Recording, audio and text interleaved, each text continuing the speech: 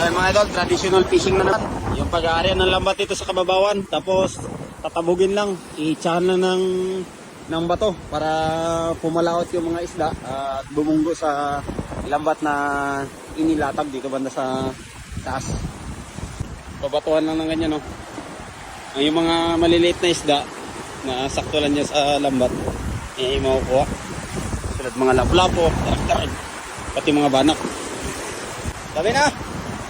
Dami na! Yung kagawapuan mo, makikita dito sa video natin. Sa mga followers natin. Patingin ako huli mo. Wow! Dami na mga idol, oh! Grabe! Grabe mga idol, ang bunggo.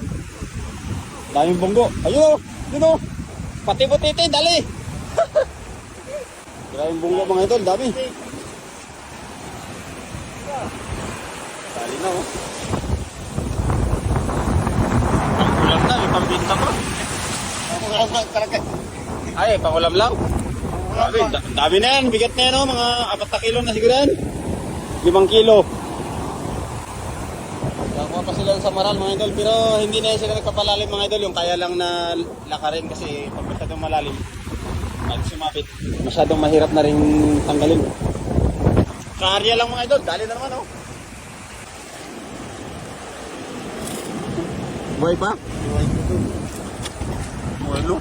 Wow! Pang ano na yan, ah? Pang-inip na. Arya pa dito, arya pa. Na-arya ng mga idol.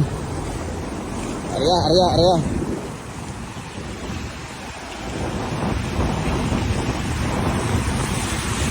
Yan, tapos nandito yan yung mga bararawan. Mga maliliit na danggit. Tapos babatuhan lang namin ng ganyan para umakyat yung isda, matakot.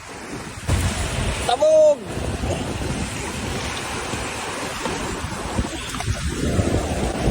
Kasi nandyan lang yung nakatago sa mga bato-bato.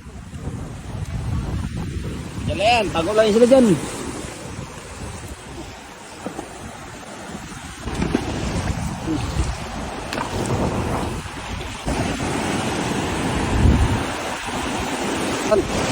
Ayan, o. Yun. Dalawang piraso. Anak.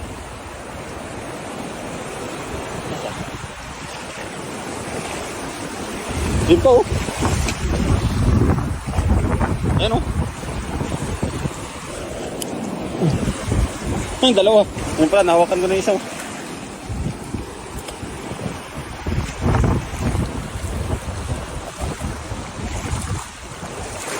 Yun po mga idol, oh. Bunggo.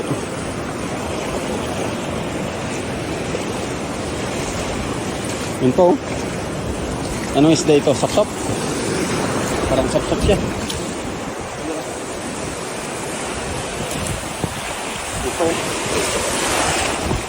Banak. Ayun, oh. Banak pala.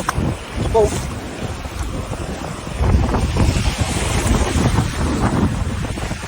Grabe ang ulam dito sa probinsya na yun mga idol, dito sa Palawan. Dami talaga.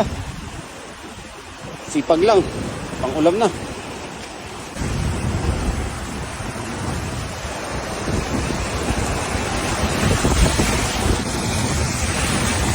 Ayun, o. Uy, yun ang naulog na. Sig na lalagyan nila, oh. Oh, di ba? Diretso lang. Ayan, o.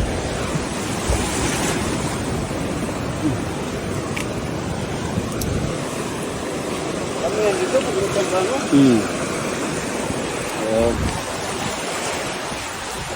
So yan mga idol, tuloy-tuloy lang yung pag-aari ng lambat hanggang sa mapuno ito. Ayan, o. Dami na rin mga idol. So solve na yung pang ulam.